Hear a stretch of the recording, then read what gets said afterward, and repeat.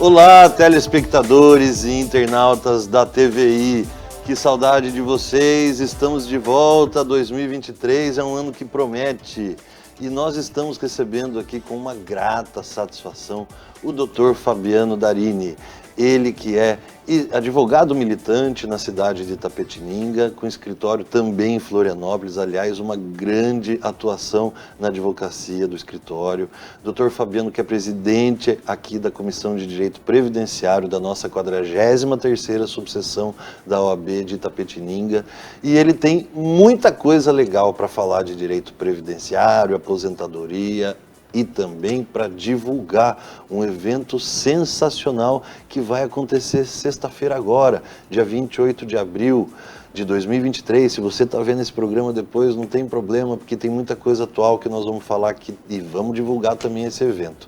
Esse evento é um verdadeiro congresso de direito previdenciário, com nomes assim de grandes medalhões, de grandes feras do direito previdenciário, e nós vamos estar falando disso aqui. Tudo bem, doutor Fabiano? Tudo bem, bom dia. É um prazer estar aqui com vocês. Seja bem-vindo aqui. Obrigado. Aos estúdios da TVI. Nós estamos muito contentes de recebê-lo e muito contentes também de saber que a nossa cidade, deixa eu só deixar registrado aqui, com o apoio da IEPREV, da ABA e da nossa 43ª subseção da OAB, São Paulo, esse que será um simpósio, vamos dizer, de direito previdenciário. Um seminário. Um seminário que vai começar 8 horas da manhã, lá na Casa do Advogado, aqui na OAB de Itapetininga, num anfiteatro que foi construído assim, ó, nos trinques mesmo para esse tipo de evento, com toda a acústica, acomodação, conforto, né, que a nossa presidente Ana Lúcia, que não mede esforços para trazer coisas interessantes para cá. E nós teremos nomes que eu vou dizer aqui para você, profissional do direito, estudante, tá? Que não podemos perder. A doutora Bruna Ortiz, o doutor Tiago Albuquerque, o doutor Everson Salem, que ele é daqui de Itapetininga e hoje coordena o escritório Salem e Monteiro, né? É isso, lá em Florianópolis, né? Então é um grande nome também do direito previdenciário, dá aula em pós-graduação e tudo mais, um orgulho da terra nosso aqui. E Dr. Teodoro Agostinho, que também é um nome forte na área do direito previdenciário, né, Dr. Fabiano? Doutor, escritor e um ótimo professor e muito respeitado pelos profissionais atuantes na área do direito previdenciário. E que também vai contar com este que nos fala aqui, Dr. Fabiano Darini. Obrigado mais uma vez de estar aqui com a gente. Dr. Fabiano, antes da gente falar do evento, eu tenho aqui umas linhas gerais aqui de dúvidas, aqui bem atualizadas minhas de direito previdenciário, que eu acho que vai ajudar nossos telespectadores e internautas também. Coisas que já foram faladas, inclusive, aqui no programa Sacadas e que a gente já tem aí uns 4 anos que não aborda o direito previdenciário, eu acho que ficaria legal a gente falar um pouco disso. Da última vez que nós debatemos aqui o direito de ação, falávamos sobre a necessidade de se esgotar a esfera administrativa, ou seja, quero me aposentar, né? Entendo que eu já estou contemplado pelo direito à aposentadoria, ou pelo tempo, ou todos aqueles requisitos que a legislação traz, e aí eu penso que eu preciso dar o primeiro passo, né? E aí as pessoas pensam, entro com a ação, vou no advogado, ou bato nas portas primeiro do INSS. Como é que está essa dinâmica hoje? Atualmente, o que é exigido pelo Poder Judiciário? Que pelo menos tenha sido realizado um requerimento administrativo perante o INSS, né? E por quê?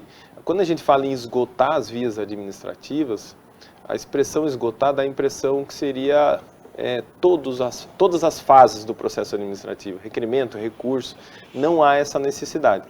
É importante pelo menos o requerimento. Existem casos no escritório que se o INSS não cumpre o prazo legal ali de analisar esse requerimento dentro daquele prazo, superando aquele prazo, você fez um requerimento, se passaram 4, 5 meses e não sai o resultado, a gente peticiona administrativamente, pedindo que seja emitido um resultado dentro de um prazo de 10 ou 15 dias e que, caso não venha acontecer esse resultado, sob pena de entender que foi indeferido o benefício e entra na justiça. Porque senão você fica esperando à mercê ali da esfera administrativa e fica paralisado. E aí o Poder Judiciário tem aceito nesse sentido.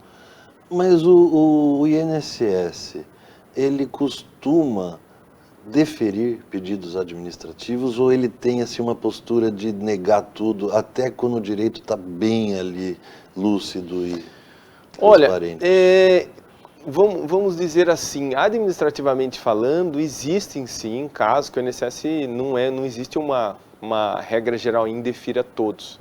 Eles seguem instruções normativas editadas ali pela própria Previdência Social.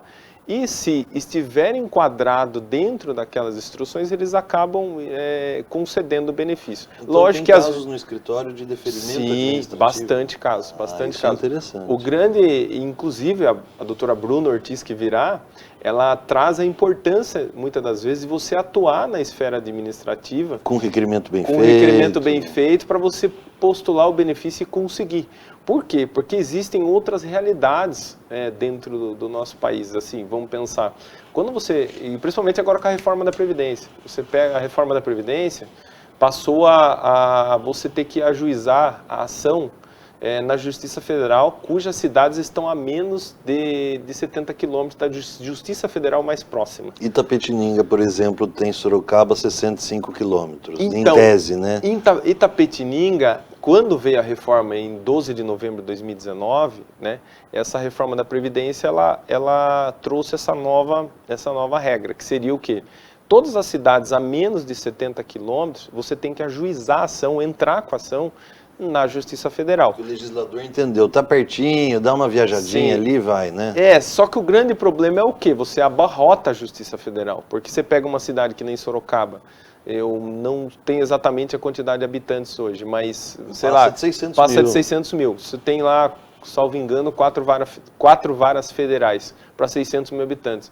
De repente, do dia para a noite, Itapetininga tem 180, 200 mil para 4 varas estaduais. Sim. Aí você vai para Sorocaba tinha 600 mil para 4 varas, de repente você coloca Pilar do Sul, Tatuí, as cidades vizinhas, tudo em Sorocaba. Era 600 mil, você vai para mais de 1 milhão. É o que aconteceu com o nosso hospital regional em 2004, né? Já era pequeno para nós, aí pega todo mundo. Ou seja, você abarrota. Então, o processo em si, ele passa a ficar muito mais lento. E está mais lento. Já era numa Justiça Federal nesse sentido e acaba ficando mais. O Juizado Especial de Sorocaba hoje, ele está um caos porque eles estão marcando a audiência para 2024. Entendeu? Nossa, é muito... Então, assim, é muito ruim. Daí, a importância de se saber a esfera administrativa também num seminário desse, porque a doutora Bruna Ortiz, ela foi membro ali da turma de recursos do INSS, então ela tem um conhecimento vasto sobre isso. E existem casos que compensa você insistir na esfera administrativa. Existem casos que na esfera administrativa o entendimento é mais favorável para o segurado do que na judicial. Entendi. Então, e tem o duplo grau de jurisdição também. Também. Né? Então, a gente não pode também taxar o INSS assim, nada presta, tudo indefere. Não. Ele segue algumas regras. Logicamente, como todo local, empresa privada ou pública, existem erros que precisam ser reparados, por isso que existem nós advogados, mas essa atuação na esfera administrativa, dependendo da cidade que você tem que você reside, o cliente tem que ajuizar a ação, o segurado, a esfera administrativa ela é importante, porque você consegue ser mais rápido, às vezes, do que no Poder Judiciário, e às vezes você tem entendimentos da esfera administrativa que são mais favoráveis do que no Judiciário. Então compensa, consolidados, você compensa muitas das vezes você pedir, você vai ter um cliente que vai ter vários pedidos. Um pedido de atividade especial que na esfera administrativa é concedido, mas na judicial ainda está negando. Eu sei que deve variar de região para região, mas assim, de um modo geral, o INSS demora para responder um requerimento administrativo? E outra pergunta em cima, se você exerceu o direito do duplo grau, ou seja, recorrer, teve uma decisão desfavorável, recorri, demora o recurso também? Na esfera administrativa demora.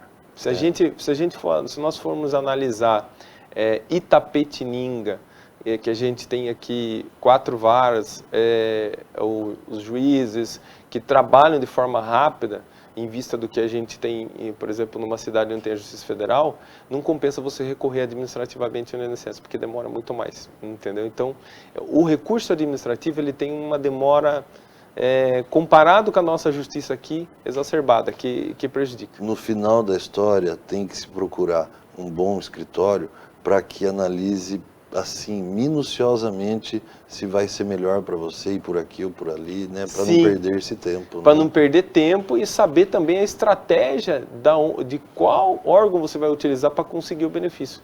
Porque, às vezes, na esfera administrativa, você tem um período ali que você vai conseguir uma atividade especial, uma averbação de um tempo, e, às vezes, no Poder Judiciário, você vai demorar mais e pode ter uma decisão negativa. As nossas varas cíveis aqui, então, não tem litígios novos, então, contra o INSS? Só os antigos? Ou ainda tem algum tipo de litígio que ainda se tramita aqui? Então, o que aconteceu com Itapetininga? Itapetininga, a princípio, com a reforma da Previdência, ela passou a ser Sorocaba.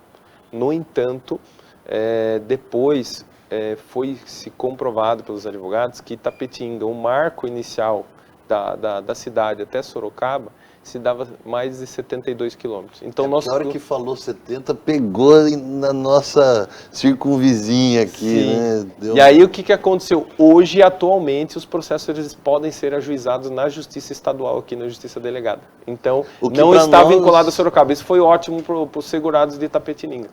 Então voltou para cá. Para o andamento dos demais feitos é que sobrecarrega o nosso aqui também. Na verdade, de um modo geral, tentando jogar na mesma caixa Justiça Federal e Estadual, há uma prestação jurisdicional não a contento, né? Ainda com falhas. Né, sim. E eu ia te perguntar se com o advento do CPC de 2015, tudo bem que já tem 8 anos, mas ainda processualmente a gente ainda respira as inovações do CPC. Não trouxe uma maior celeridade na tramitação desses processos previdenciários? Olha, eu entendo que isso é um tema tão polêmico, porque foi dito que a nossa legislação ela tem muitos recursos e esse é o grande vilão da morosidade do Poder Judiciário, né? Então foi falado isso, eu vi várias falas, porque quem tem advogado bom faz com que o processo enrole na área criminal, que não é minha área. Mas assim, como o doutor sabe, é advogado militante, o recurso ele é extremamente necessário e importante dentro de um processo judicial. Porque qual é a função do advogado no dia a dia?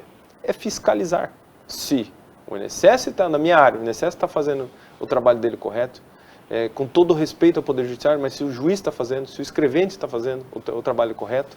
E aí, quais são as medidas, os mecanismos legais cabíveis? São os recursos, né? Então, você imagina nós de mãos atadas sem os recursos. Então, a morosidade, eu entendo que não são os recursos. E são, assim, o quê? A falta de funcionário, muitas das vezes no fórum, a falta de juiz para julgar. Aí você abarrota o Poder Judiciário. Você chega num tribunal para conversar com o cliente que está doente, doutor, nós temos 17 mil processos para julgamento. Então, assim, eu já ouvi isso várias vezes. Então, a morosidade não são os recursos. Eu entendo que teve uma melhora em algumas coisas? Sim. Por exemplo, antes você protocolava uma petição antes do prazo para o processo andar, tinha juiz que entendia que era extemporâneo sua petição e você poderia perder o prazo. Você estava fazendo antes do prazo e não podia, era extemporâneo. Então, tiveram situações que melhoraram. Mas, por exemplo, a questão do agravo de instrumento. Para mim, é um retrocesso. Por quê? Você, na minha área, você pede uma perícia na empresa para comprovar que a atividade do seu cliente é especial. O juiz nega. Eu não posso agravar, porque ele é taxativo. Aí eu posso alegar numa preliminar de apelação que aquela decisão eu tenho que modificar ela, ou seja, eu vou depender que esse processo vá para o tribunal, não deixou fazer a perícia, anula-se o processo, volta de novo, ele ficou mais moroso. A sistemática... eu também não gostei porque a sistemática do processo traz o quê? A passada de pano, né? Tem uma preliminar aqui, eu até estou dando razão para o advogado, mas eu não vou voltar tudo no tempo isso aqui. Então, há uma tendência de se passar o rolo para frente. Sim, eu concordo que é complexo. É complexo, porque daí o seu cliente ele pode ficar altamente prejudicado. Veja na minha área, um período que não reconheça como especial, ele não aposenta na aposentadoria especial. E aí, dependendo do que você traçou de estratégia ali, e aí você não consegue a aposentadoria especial, ele aposenta por tempo de contribuição, aplicando o fator previdenciário, que tem uma redução do benefício que pode ser de 10, 20, 30, 40, 50%. Então, uma pessoa que tem uma média de 5 mil pode aposentar com 2.500 pro resto da vida. Então, ou seja, por quê? Por uma questão processual, uma mudança na legislação, e muitas das vezes não tem um olhar ali, nossa, fere o direito de produzir prova, ampla defesa, contraditório. Então, e aí por isso fala, não, vou retornar ao processo, não, o juiz ele sabe se a prova é necessária ou não dentro do processo, essas são as decisões, ele é o gestor da prova. Então, é bem complicado. Eu acho que isso tem que ser analisado com carinho, com cada caso, e é o que a gente sempre tenta fazer, abrir os olhos do Poder Judiciário. Esse e outros temas tão interessantes quanto esse, aliás, o assunto do direito previdenciário desperta grandiosos e valiosos debates. Você poderá presenciar dia 28 de abril, sexta-feira agora, lá no seminário que a OAB vai realizar com o apoio da IEPREV e da ABA, com grandes nomes como a doutora Bruna Artis, o doutor Tiago Albuquerque, o doutor Everson Salles, o doutor Teodoro Agostinho e o doutor Fabiano Darini, que está aqui comigo, vai falar, vai apresentar e vai coordenar em nome da Comissão de Direito Previdenciário da 43ª Subseção. Às 8 da manhã, sexta-feira, lá na Casa do Advogado, nós contamos com vocês. Temos um assunto aqui também meio espinhoso, que é o caixa da Previdência, né? Algo que vem sendo falado há pelo menos 20 anos. Eu escuto assim, com temas desenvolvidos, falando que a conta não iria fechar, que se não houvesse a reforma da Previdência, uma hora a falência, a bancarrota, uma hora iria acontecer uma quebra do caixa da Previdência, e 20 anos se passaram, eu ainda escuto bastante, mas parece que diminuiu um pouco esse temor, assim, de nossa população está muito jovem, o que está acontecendo, daqui a pouco, uma hora essa conta vai estourar. Doutor Fabiano, como é que o senhor vê essa questão? Temos realmente que nos preocupar com as finanças do INSS, ou esse não é um tema mais tão espinhoso? Vamos lá. Antes até, eu gostaria só de abrir um parênteses com relação aos palestrantes. Fale dos palestrantes, por favor. Tem mais um, que é o Dr. Tiago Kidrick, que é membro da ABA. Certo. Doutorado, professor, tem pós-graduação. Ele foi o que atuou na tese da reafirmação da DER, que é um dos temas que ele vai falar no nosso seminário. E também tem o Dr. Maurício, que também estará presente, que é do INSS. Então a gente vai trazer um funcionário do INSS para ele também falar e ter o contraponto ali dentro. DER é data de entrada do requerimento administrativo. O que é mais ou menos a explanação dele? O que seria a reafirmação da DER? Por exemplo, o segurado ele faz um pedido administrativo de aposentadoria, e durante o andamento do processo judicial, ele adquire, vamos dizer assim, ele faz o pedido administrativo, entra na justiça pedindo a concessão do benefício desde aquela data. Dá dois tiros, fala onde pegar, pegou, vamos lá. Não, na verdade assim, ele fez o requerimento e entrou na justiça pedindo desde aquela data. Só que na ação judicial, não reconheceu algum período rural, algum tempo especial, e ele não implementou os requisitos para se aposentar naquele requerimento. Aí, o que acontece? Em tese, aquela ação vai ser julgada improcedente no sentido de conceder o benefício. Aí, o que é a tese? Você utilizar tempo trabalhado depois daquele requerimento dentro do processo judicial para conceder o benefício para ele. E evitar que ele tenha que ir novamente na esfera administrativa, fazer um requerimento, entrar na justiça. O que se chama? Reafirmação da DER. Você vai reafirmar utilizando o tempo trabalhado após aquele requerimento administrativo. Então, essa foi uma tese, o STJ já julgou favorável, e isso hoje ganha. E é uma coisa muito importante, porque muitas das vezes você entra e você depende da produção da prova. E às vezes a prova ela não vem conforme aquilo que você imaginava. E aí não dá o tempo naquela data, mas pode se conseguir dentro do processo. E você pode colocar na sua petição inicial, Na remota, a gente põe remota porque a gente quer que seja remota, mas às vezes não é remota a hipótese, né? Sim. Na remota hipótese de provimentos desfavoráveis, requer que o tempo posterior à propositura Sim. desta ação seja... As minhas petições têm esse pedido. Tem esse pedido Tem no esse final. pedido. E não é um pedido tecnicamente incorreto, né? Não, principalmente agora com a decisão do STJ. E a gente já faz... tem uma decisão Tem, já dando... favorável. Então, validando. Assim, validando. Já foi julgado em recurso repetitivo. Então é uma coisa que você pode aplicar. É como se... Ufa, né? Porque faz todo sentido Sim. na economia processual. Todo né? sentido. E é uma decisão que, como é recurso repetitivo, o segurado entender, é como se fosse uma lei. Então, aplica-se ao caso concreto.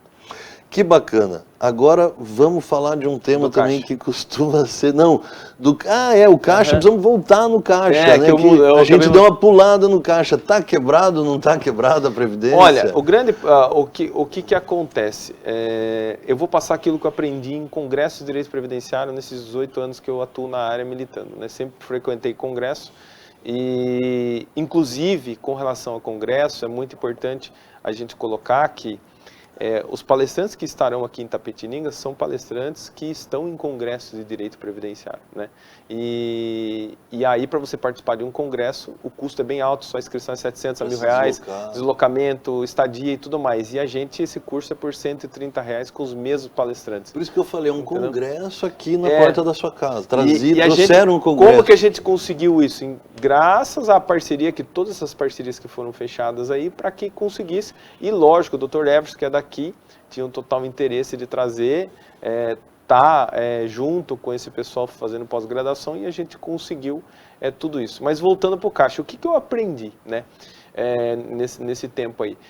Teve um congresso que foi uma economista e ela mostrou com dados, slide, com cálculos, antes da reforma da Previdência, mostrando que não existia déficit da Previdência. Tá? Então, seria irresponsável da minha parte chegar aqui como advogado e falar não tem déficit, tá, numa fala sem dados técnicos, que eu acho que eu não gosto disso. A gente como advogado tem que ter a prova. Então, o que eu vou passar? Aquilo que eu aprendi no congresso como economista, que ela apresentou lá dados com cálculos e tudo mais.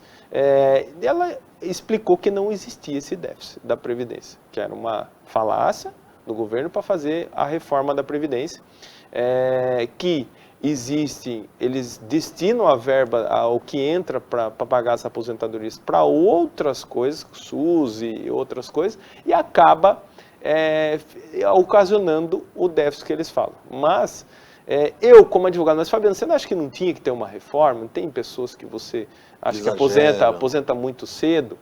Eu ia te fazer essa pergunta, pessoalmente, esses anos de militância... Eu cheguei a aposentar um cliente com 39 anos, tá? Mas assim, por quê? Porque com 14 anos ele estava dentro de uma fábrica trabalhando exposto a ruídos de 94 decibéis. Então ele não teve adolescência, com 14 anos, para ajudar a mãe a sustentar a casa, ele estava dentro da fábrica exposto a ruído. O seu cliente mais jovem? Mais jovem. Aí, ou seja, mas aí a gente tem que pegar a natureza da norma, né? O que é a essência? A essência é o quê? Aposentadoria especial. Especial por quê? Porque ele está exposto a agentes nocivos à saúde que faz mal para a saúde dele. Ele tem que aposentar antes, porque senão ele vai morrer antes. Essa é o íntimo do legislador quando ele fez a lei. O bem jurídico vida sendo protegido. E aí, o que acontece? Mas é muito cedo? Realmente é muito cedo. Com a evolução da tecnologia, você poder colocar EPIs e tal. Então, eu acho que realmente teve uma evolução e tinha que ter uma reforma. Mas não nos termos que foi a reforma, entendeu? Essa é a minha opinião, pessoal. Dava pra gente trabalhar um pouquinho menos. Dava. Né? Eu acho que ficou muito aquém. As pensionistas é um caso que ficou muito prejudicado. A aposentadoria por invalidez, então, é uma aberração, né? Porque hoje a pessoa recebe 60% da média de contribuição dela depois de aposentado por invalidez e mais 2% a cada ano que passar dos 20. Então, se você pega alguém aí que vai se aposentar por invalidez, ele está recebendo um auxílio-doença lá, vamos lá, de R$5.000, se ele tem um patamar desse de contribuição dele, vai aposentar por invalidez, ele vai aposentar com 60% desse valor, entendeu? Pouco mais de R$2.500. Então, é muito complicado. Por quê? Porque se a pessoa está inválida, ela não consegue voltar para o mercado de trabalho. Invalidez, como é que ela vai reduzir o padrão de vida dela? Então isso, até já tem decisões do Poder Judiciário tentando reparar isso na Justiça. entendeu? As perícias injustas, esse também é um tema que sempre foi bem polêmico nos militantes do direito previdenciário, né? Aquelas perícias do INSS que muitas vezes davam alta, consideravam apto a voltar ao trabalho, aquela pessoa que na verdade está doente. Isso ainda é uma realidade, isso tem diminuído? É uma realidade, uma perícias mal feitas. É uma questão assim que a cada dia se agrava mais, né? A gente vê pessoas incapacitadas para o trabalho e com doenças que não possibilitam o retorno e infelizmente sendo negado. Como existem casos também que os peritos do INSS analisam de forma correta e concedem ali durante 1 ano, 2 anos. Então, é tudo assim, tudo tem o lado bom e o lado ruim e a gente tem que analisar cada caso. Eu acho muito grave uma perícia mal feita, uma perícia que possa trazer um resultado equivocado, mas eu acho mais grave ainda a demora no agendamento da perícia, sim, porque cria um limbo jurídico na relação de emprego e às vezes vai ser indeferida, aquela perícia vai ser desfavorável pro contribuinte, né, pro pensionista, vamos dizer assim, o cidadão, e aí o trabalhador, né, melhor dizendo, e aí como é que fica o contrato de trabalho dele? Ele está faltando, ele está doente, ele se sente doente, como é que ele impugna aquele resultado?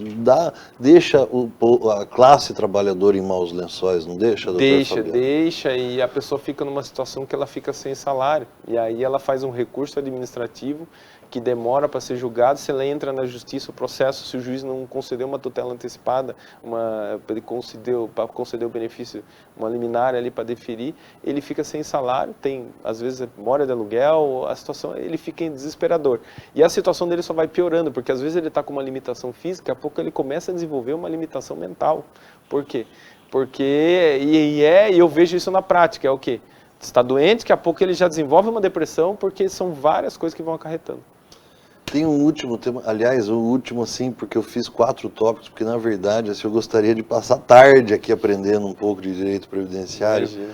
Mas o 4º tópico aqui é a revisão da aposentadoria. Como é que está atualmente esse tema, doutor Fabiano? Então, a revisão da aposentadoria, o que é importante o telespectador, o segurado do INSS, que é aposentado, é saber a seguinte informação. A nossa Lei 8.203, no artigo 103, ela traz o quê? O prazo para se entrar com um pedido de revisão, seja na esfera administrativa ou judicial. Esse prazo são de 10 anos.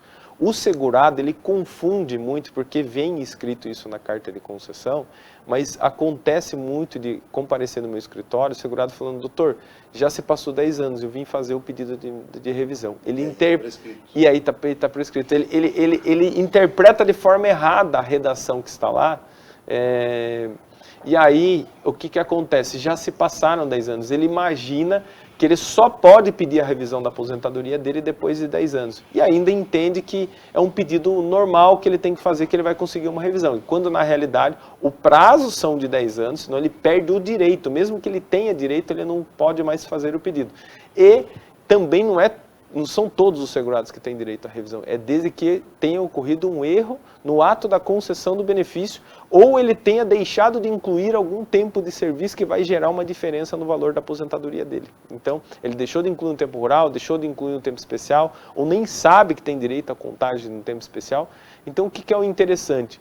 Não deixar passar 5 anos, porque 5 anos prescreve as parcelas e 10 anos você perde o direito. Antes disso, consulta um profissional, vê se tem direito, e tem que ser uma análise minuciosa com a cópia do processo administrativo para ver tudo que foi feito, porque às vezes algum ato que foi cometido ali gera uma diferença muito grande. Que bacana. Infelizmente chegamos ao final, mas olha, foi uma verdadeira aula para falar assim temas gerais assim. Não tenho nem palavras para agradecer, doutor Fabiano. Muito obrigado. Sinta-se sempre em casa aqui, as portas estarão sempre abertas para o seu retorno. Imagina, eu que agradeço pela oportunidade, é um prazer estar aqui com o colega, que é uma ótima pessoa que eu admiro. Obrigado. E sempre muito educado. O pessoal aqui também sempre me recebe de uma forma fantástica.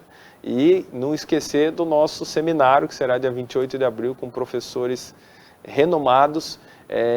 São pessoas que virão do sul, de Santa Catarina, do Rio Grande do Sul, do Nordeste, de São Paulo. É o primeiro seminário que fique registrado aqui em Itapetininga, e um sonho a ser realizado, porque eu ia em congresso em 18 anos, pensava, será que um dia a gente teria um seminário desse em Itapetininga? E graças a Deus, as peças se encaixaram. O Everson, que foi meu estagiário, hoje é palestrante, para mim é um orgulho, de Itapetininga, da nossa terra. Foi seu estagiário e será o palestrante. Será Olha o palestrante. Só que carreira. E palestra, hoje dá aula em pós-graduação, tá voando. E para mim mas por quê, né? Mas por que ele conseguiu? Porque é mérito dele. Eu chegava no domingo no escritório, ele estava lá sentado, ele era estagiário. O que você está fazendo aí, Everson? Estou aqui para resolver o caso do senhor João. E ele estava lá no domingo resolvendo o caso do senhor João. E ele era estagiário, ele tinha um salário e não era nem para ele estar lá. E ele estava lá. Então, assim, que fica a dica. Nós construímos o nosso futuro, né? Não é ninguém, não é parente, não é nada. É nós que delimitamos como será o nosso futuro. Ok, muito obrigado. É isso aí, telespectadores e internautas. Vou repassar com vocês aqui aos colegas profissionais do direito. O direito previdenciário é uma área importantíssima, promissora, que a classe advocatícia tem muito interesse em aprender. Então esse evento vou repassar aqui, dia 28 de abril, sexta-feira agora, começa às 8 da manhã e vai o dia todo, até às 18 horas, vai falar bastante, um verdadeiro mergulho no direito previdenciário. Vou dizer o nome das grandes feras aqui, doutora Bruna Ortiz, doutor Tiago Albuquerque, doutor Everson Salem, doutor Teodoro Agostinho, doutor Tiago Kidrick e o doutor Maurício, nomes também. Maurício Rodrigues. Maurício Rodrigues. E tem a doutora Lucimara Carlesse. Nossa, é muita gente boa, doutora Lucimara Carlesse. Então estão todos convidadíssimos. E você, telespectador internauta que esteve comigo, o meu muito obrigado. O programa Sacadas 2023 vai chegar com tudo e a gente vai falar muita coisa interessante. Fique conosco no Sacadas. Muito obrigado e até a próxima!